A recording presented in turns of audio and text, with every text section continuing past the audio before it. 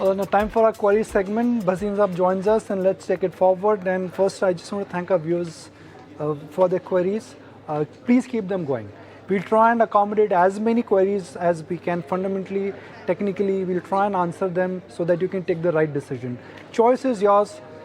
Me and Sanjiv would really like to guide you with what our understanding is based on market cycles and based on our understanding of markets. We could be right or wrong. Judgment is yours. We are simply trying to give a perspective here. That's a decent disclosure to have, Bhasin Saab.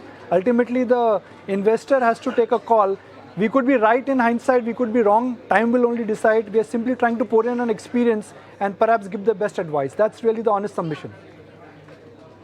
Yes, Nikunj, you summed it up perfectly. We are giving you an honest and a clear opinion on what experience and what fundamentals are. Rest, a little bit of luck, but timing, if you keep those, if you keep the moment, the underlying asset with you, then definitely over a period of time, you should make money. First question, sir. DN Saxena, 10,000 shares of L&T Finance at 127 rupees. What is the right time to exit? Is it possible that we could see levels of 200 plus soon? Bhasin Saab.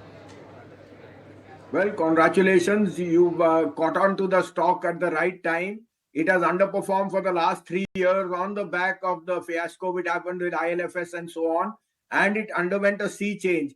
But I think now the management is very, very optimistic. They've cleansed their books and they are focusing on the right side of where they are financing. Their liability franchise is doing well. And as you know, co-lending is a very, very key perspective which is going forward. I don't rule out 200 rupees coming, but try and take a technical check and keep a stop loss at maybe 160 for at least 50% of your profit. But congratulations to you. If you have the wherewithal, I definitely think in the next 2 months, 200 rupees can come on this. But keep a stop loss of on your stop profit of 160 on at least 50% of your portfolio. Bhasin Saab, it's not looking all that hunky-dory for NBFCs, especially for NBFCs which are borrowing short and lending long. I'll break it for our viewers that you're borrowing short from the bond market or the debt market and you're lending long. If that mismatch is there in the NBFC space, and especially RBI is worried about it, isn't that a deterrent for any NBFC which is retail focusing? Nikunj, you've summed it rightly, but I think RBI has given caution. It doesn't mean that everything has to be rubbed under the wood. They did say that they want uncollateralized loan and they want this co-lending to be a little bit on the back burner. But I think as it exists, the business is doing extremely well.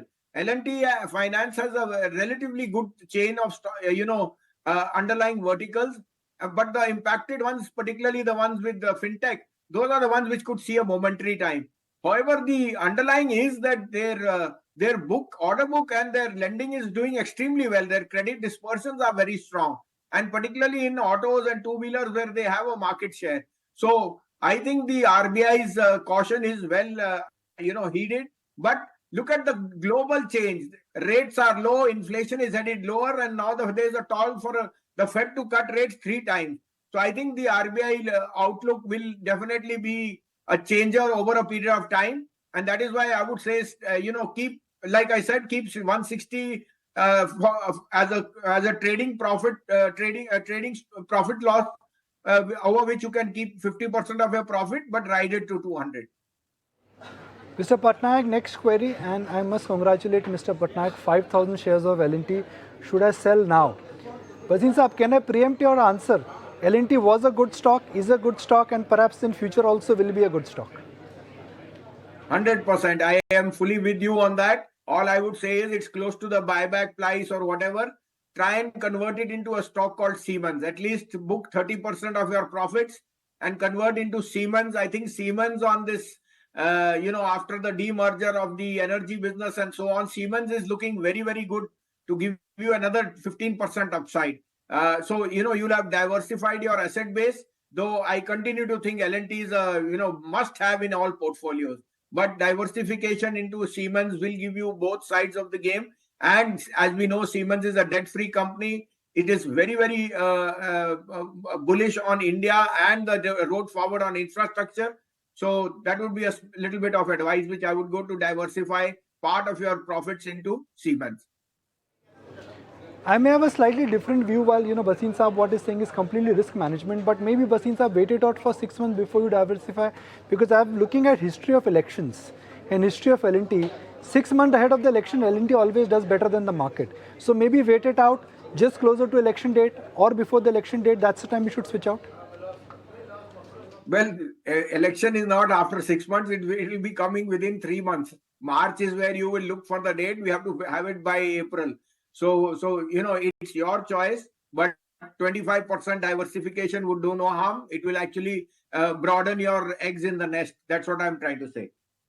Okay, fantastic. Thank you, Mr. Patnaik. Thank you everyone for watching the show.